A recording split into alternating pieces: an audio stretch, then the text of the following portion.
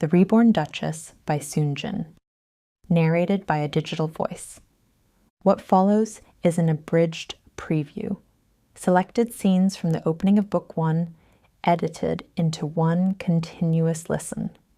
She died once, in a life that never let her choose. This time, she intends to do the choosing. The day he passed the exam was the day he left me. I already knew. Whenever something good happened, I was the one who paid for it. Rain poured down without mercy. My umbrella did nothing. Cold water soaked through my sneakers and numbed my ankles. Then my phone rang. Mira, I passed. His voice was full of excitement. Bright. Light. Too late. My chest tightened. Really? Congratulations. My voice shook as I forced the words out. A brief silence followed. Then he spoke. Let's end things. Just like that. Calm. Simple. Final. It didn't feel real. My life is going to change now. What we had was good, but we don't fit anymore. The reasons were always the same. Future, growth, change, reasonable words, clean words. Words that cut deep. Did I do something wrong? I knew how pathetic I sounded. I asked anyway, knowing I'd hate myself for it. He let out a tired sigh. No, it's not your fault. A pause. Then the truth. We're not on the same level anymore. The call ended. The rain grew louder. It felt like it was laughing at me. I called him back immediately. If you're going to end it, at least do it properly. Say it to my face. I hung up and headed straight to his gaoxuan. He had been studying for the bar exam. I worked as an office clerk and supported him. I thought his future was my future. I was wrong. He was a law student at a top university in Seoul. I was just an orphan with nothing. We were never equal. The door opened. He stepped out. The moment I saw his expression, hesitation, discomfort, something inside me snapped. My hand moved before I could think. Slap. This is where it ends. My voice came out cold. Call it a parting gift? I turned away and walked into the rain. I had nowhere to go. Something ran down my face. Rain or tears, I couldn't tell. Mira, don't think you're alone. For a moment, I thought I heard my grandmother's voice, the only person who had ever held me before I was sent to the orphanage. But now, no one was left. I was always the one who got left behind. A sharp screech tore through the air. I looked up. Headlights flooded my vision, blinding white. A car was skidding on the wet road. There was no time to move. The impact hit. My body lifted off the ground. Then everything dropped. Hard, cold asphalt. Strangely, I felt no pain, only silence. The noise faded. Even the rain seemed to stop. Everything went still. In that silence, someone approached. An old woman in a worn coat. My grandmother, the one I had missed for so long. Why are you crying? Her voice was gentle. You've had such a hard life. Maybe it was a hallucination, a final comfort from a dying mind, and yet her touch was warm, so real. I clung to her like a child. I was abandoned again, Grandma. My voice broke. They all left me. She held me without a word. Then she spoke. That's why I came. Now, live a life where you are loved. The world around me began to fade. The rain. The smell of blood. Everything disappeared. She pressed her forehead against mine. This time, she said softly, you won't be the one who waits to be chosen. A quiet breath. You will be the one who chooses. My vision darkened, slowly, gently. The last thought that crossed my mind. In my next life, please, Let me not be someone who is abandoned after giving everything. When I opened my eyes, the first thing I felt was silence. No sound of rain, no sensation of cold asphalt. It was as if the world had held its breath.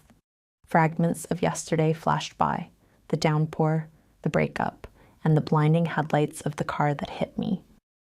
Was it all a dream? Memories without a sense of reality overlapped like a haze. I lay still for a long while, eyes wide open. My body felt strangely light, as if an invisible burden I had carried my entire life had suddenly vanished. As I shifted my gaze, a ceiling I had never seen before came into view. It wasn't the stained, leaky ceiling of my old studio apartment. This ceiling was high and vast, adorned with intricate patterns and soft murals.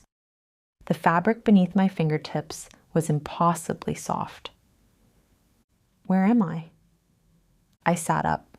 The duvet was embroidered with delicate silk threads, and the sunlight filtering through the curtains filled the room with an expensive warmth. Dignified portraits hung on the walls, and the carpet beneath my feet was so thick it swallowed the sound of my movements. It felt surreal. Was this the lingering shadow of death, or a desperately beautiful dream? Knock, knock.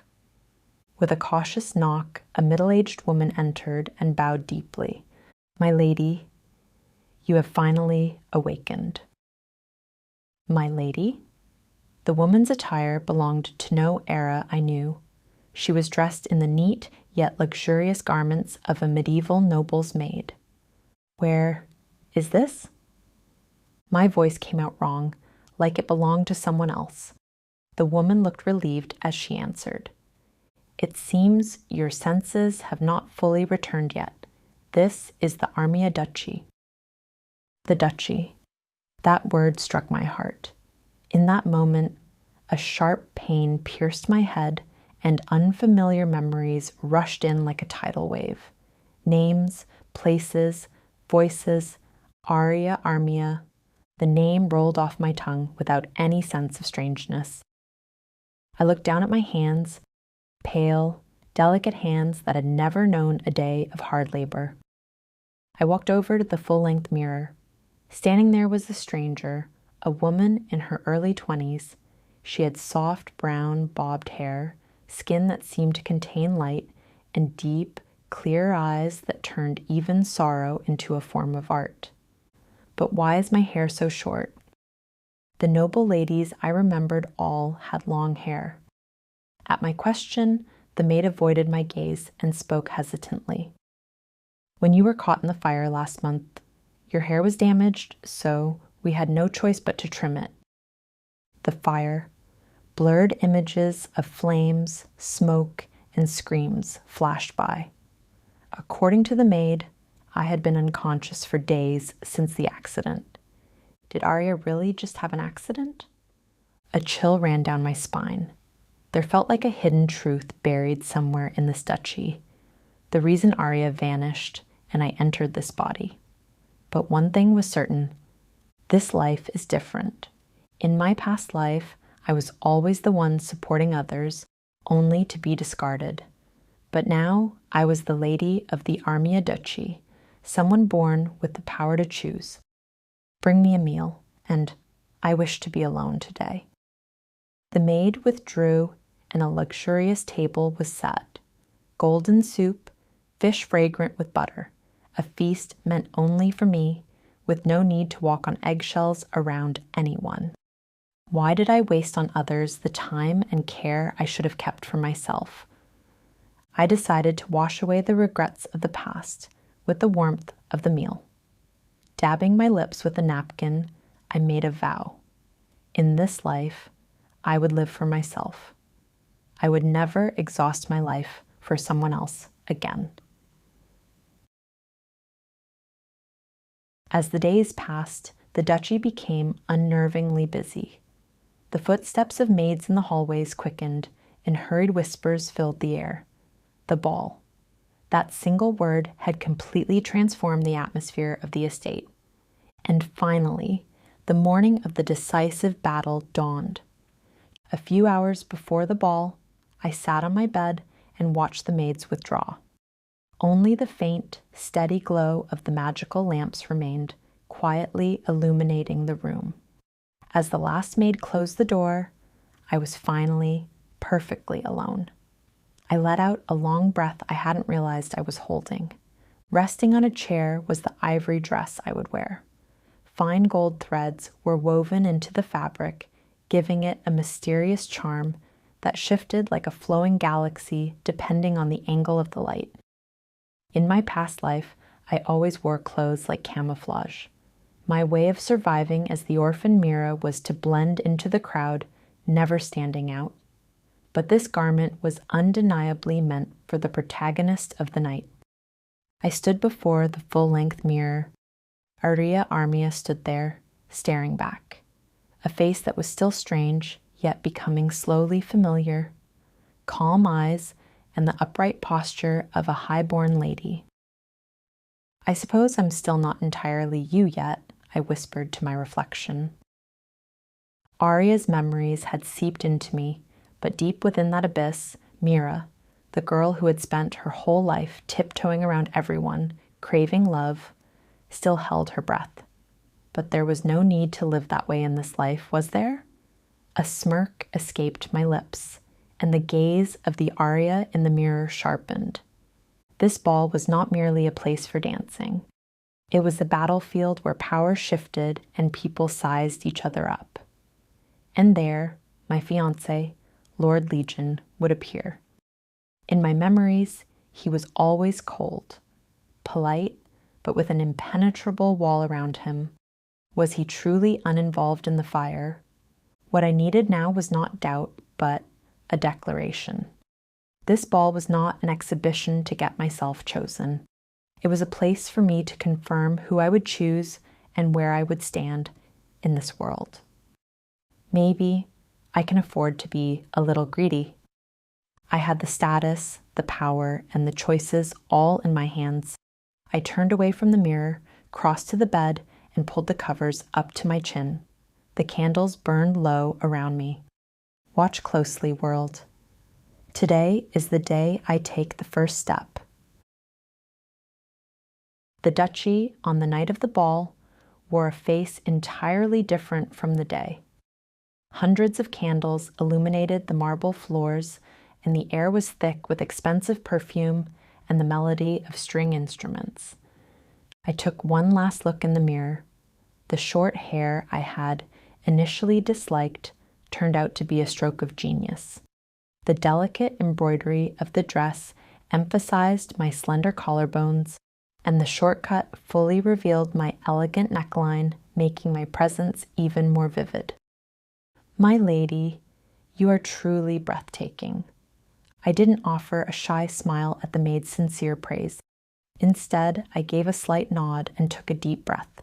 Yes, today is the day I stop hiding. Lady Aria Armia, successor of the Armia Duchy, is entering. With the butler's grand announcement, the massive doors swung open. In an instant, the air in the room seemed to freeze.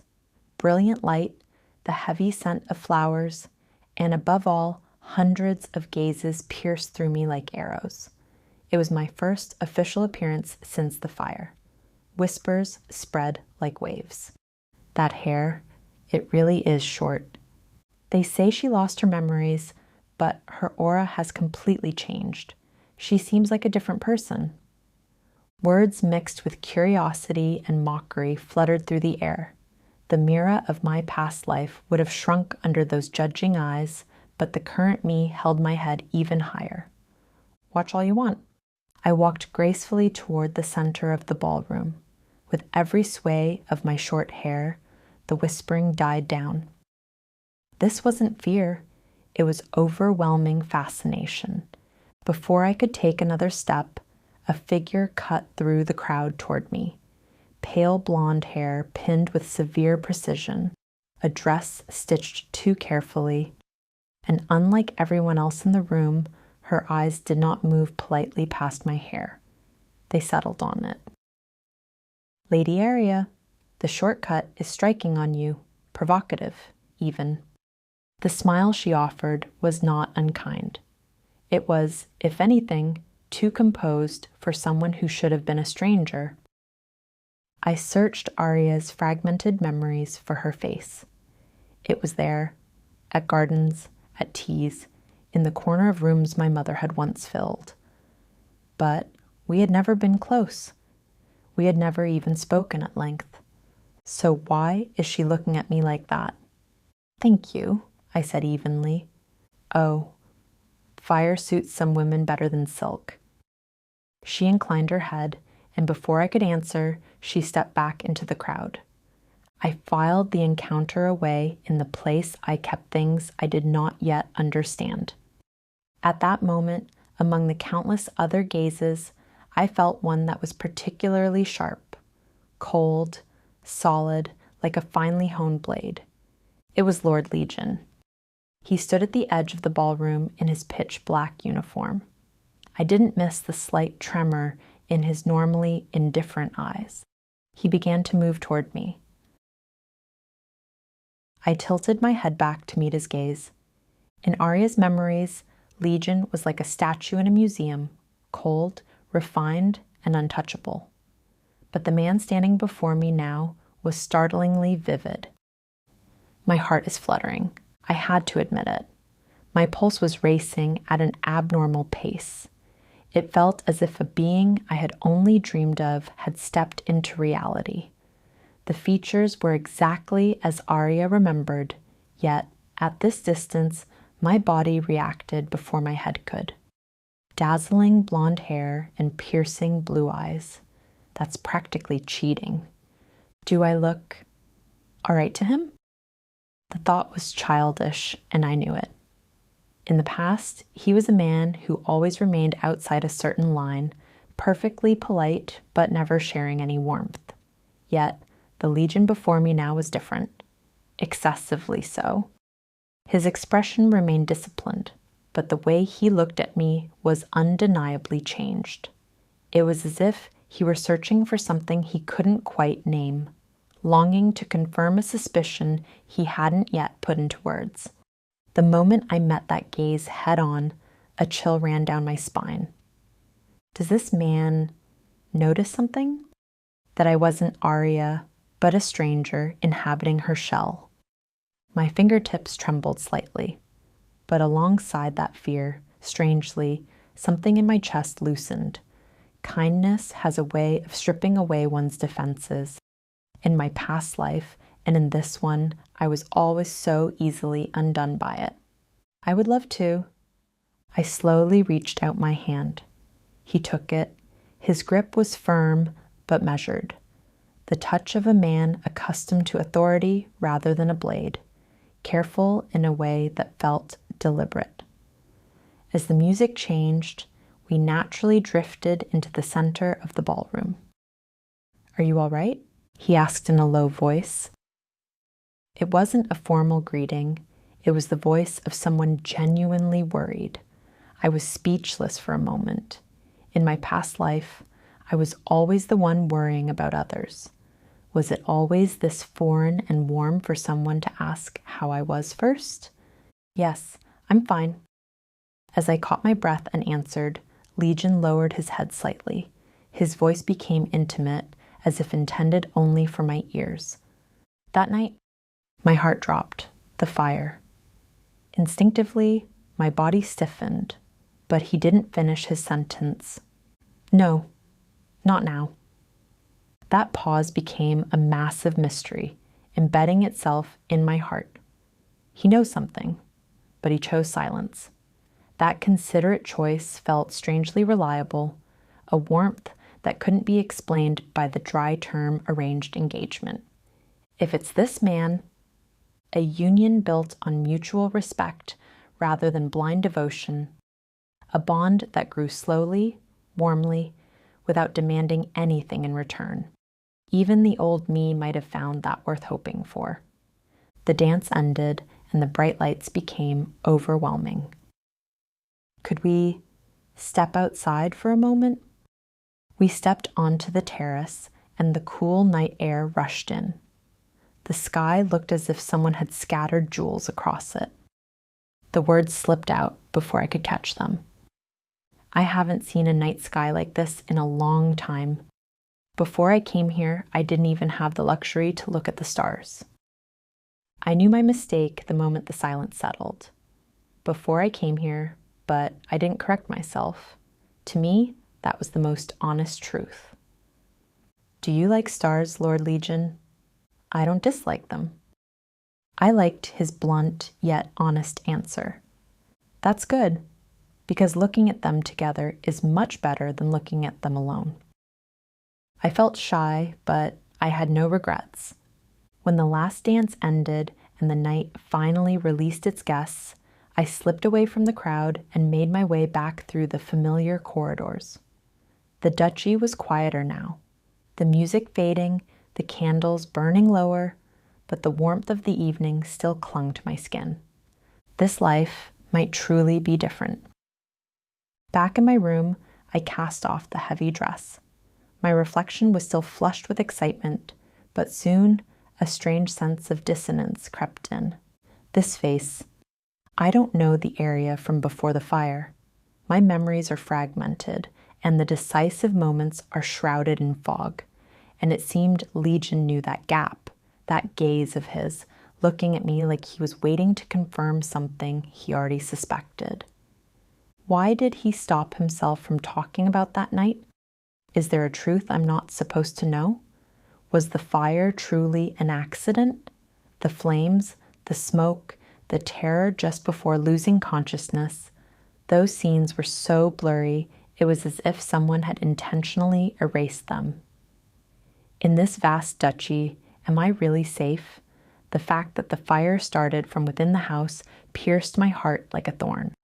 Fluttering excitement and cold anxiety, Legion's careful touch and the secret he carried.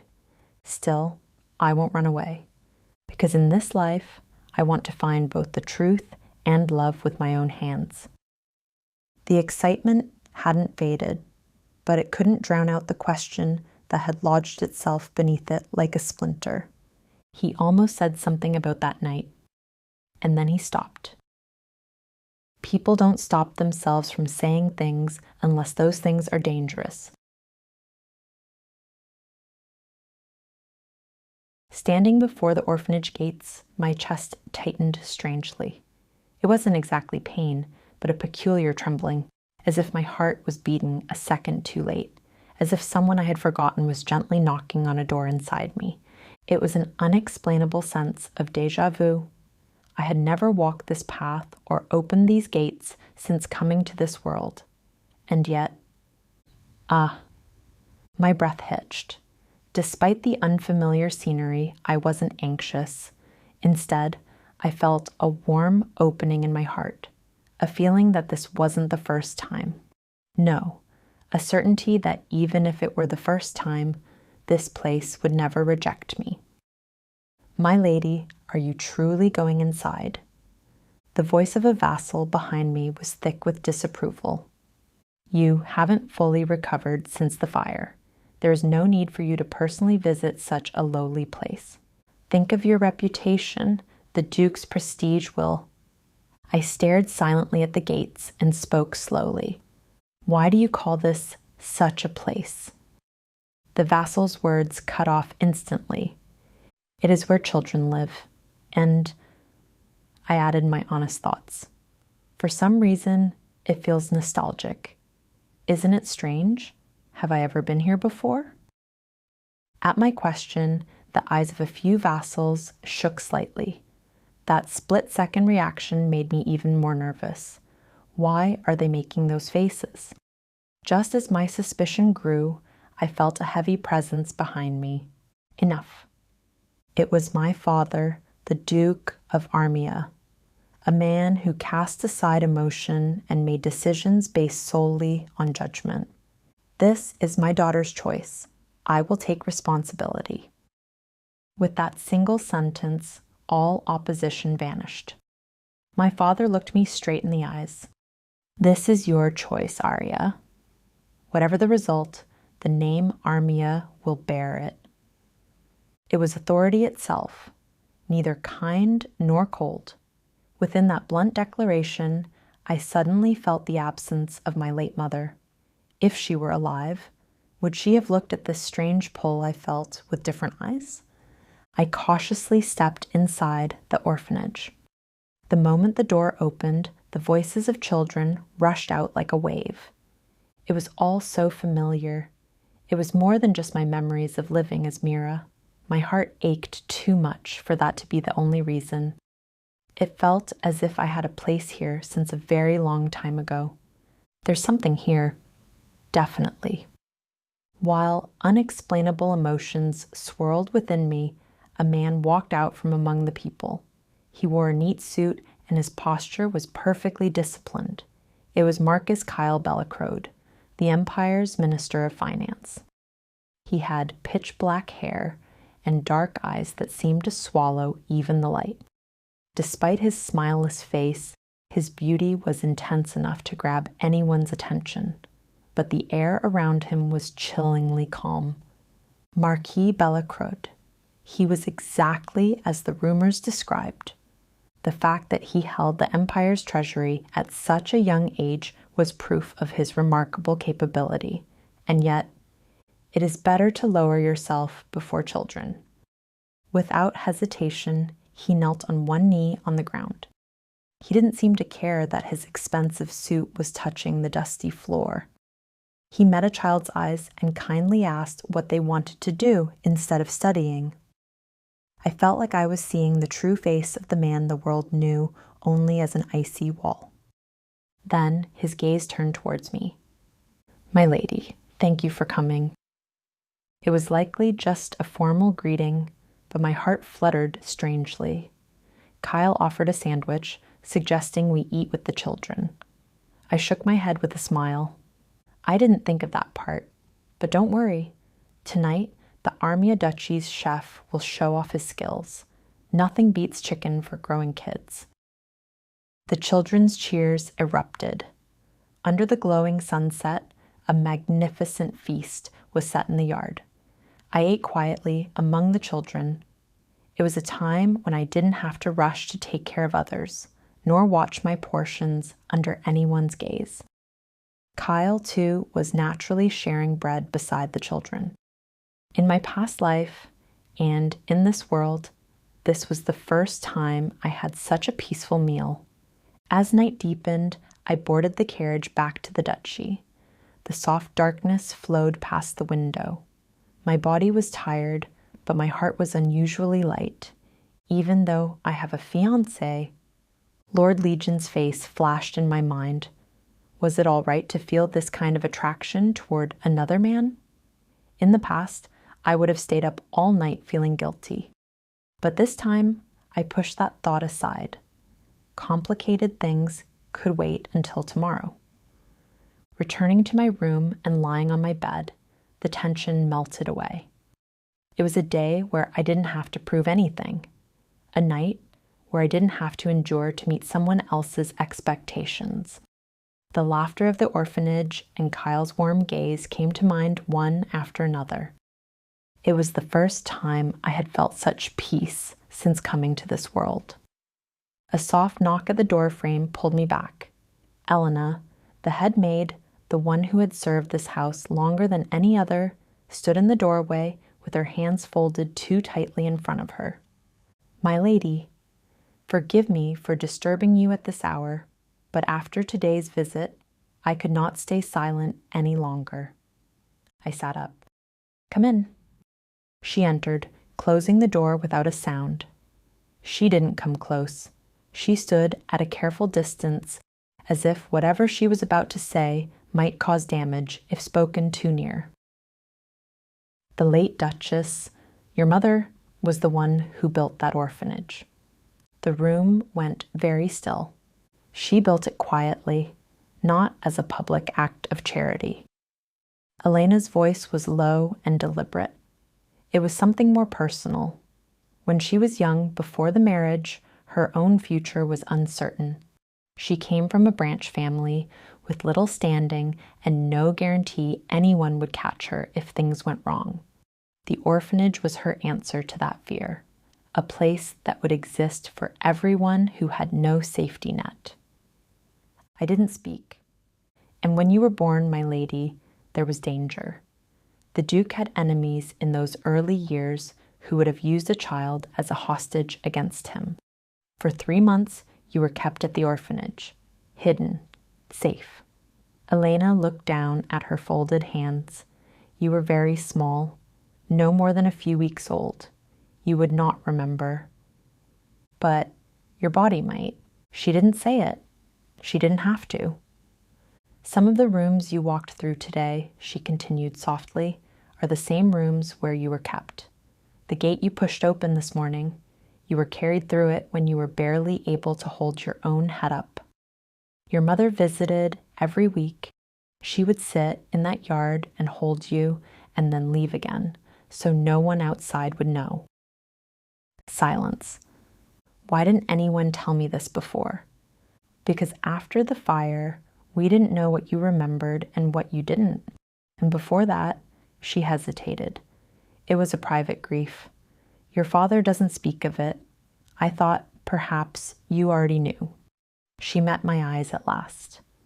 And then I watched you walk through those gates today, feeling something you could not explain, and I realized I had been wrong to stay quiet. She bowed deeply. Forgive me, my lady. She withdrew, closing the door without a sound. I sat in the silence she left behind. The children's laughter still echoed somewhere in my memory, voices overlapping with the image of a young woman building something small and necessary in secret for anyone who might one day need it. My mother had built a shelter for those with nowhere to go. Mira had lived in one. Aria had been hidden in one. 2 lives. 1 answer. My eyelids grew heavy. Like someone who had been waiting for a place to rest for a very long time, I sank into a deep, deep sleep. This time, the question had an answer. Elena's words stayed with me all week. Your mother built those walls. You slept in those rooms. I had the answer now. But having an answer doesn't always stop the ache. Sometimes it only gives the feeling a name. So I did what I always did when the world grew too large to hold. I kept moving. The vassal's whispering died down, perhaps thanks to my father. Through lessons with my tutor, I mapped the power structure of this world as carefully as I could. And before I had found an answer to anything, the day to visit the orphanage again had arrived. I woke up unusually early that morning. The air outside was crisp, and an unexplainable excitement bloomed from deep within my chest. Is it okay to feel this way? My first thought was doubt, but I soon shrugged it off. Why not? My fiancé, Legion, had been silent since the ball. Since we hadn't been close even in Aria's original memories, I didn't feel hurt. Instead, a completely different name filled my head. Kyle Bella crowed. The man who was an impenetrable wall of a finance minister on the outside, yet smiled awkwardly while meeting the children's eyes. His quiet kindness stayed with me long after I stopped looking for him. I wonder if he'll come this time. I felt a bit embarrassed for having such expectations. I felt less like a duke's daughter with a fiancé and more like a girl waiting for her first love. But imagining things costs nothing. I hummed softly and smiled at my reflection in the mirror. When I arrived, the orphanage was already filled with the children's energy. I brought out the apples I had prepared. Today, we're going to play shop. I'll be the apple seller, so follow along, okay? I hoped the children would learn arithmetic and the rules of the world through play and rewards, the most practical gift I could give them. If you buy 10 apples, I'll give you 1 for free. So, how many in total? 11, my lady. The children cheered.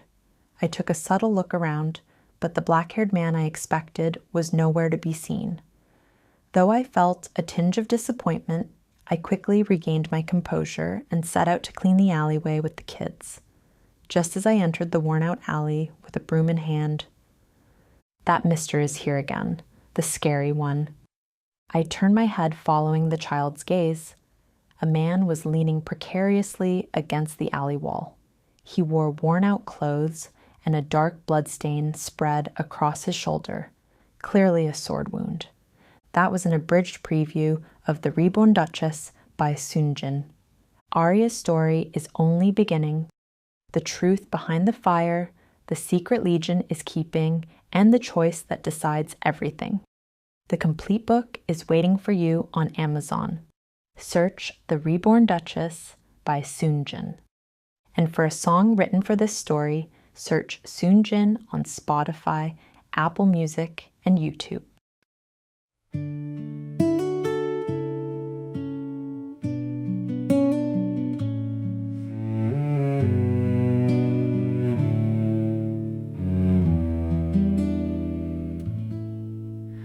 I thought waiting would be enough, that love would be answered with love. I loved trusting in that answer, a foolish love. Waiting was familiar to me, always that kind of time. Yes, for me, waiting was love, a love that could be thrown away in a single moment. I thought my love was worthless, I thought I had nothing to offer. I saw the girl inside my heart. I wanted to be loved too. I saw the girl inside my heart. I wanted a love that asks for nothing.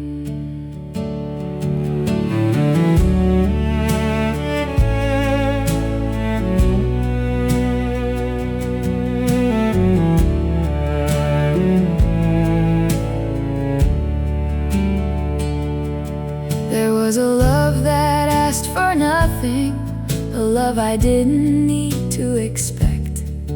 I loved holding that love in mind, a foolish love. New time is still unfamiliar, time that changes by my own choosing.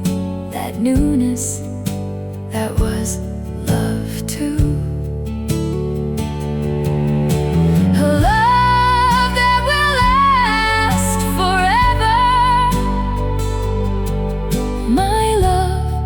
Did not need to be proved. It was enough just as it was.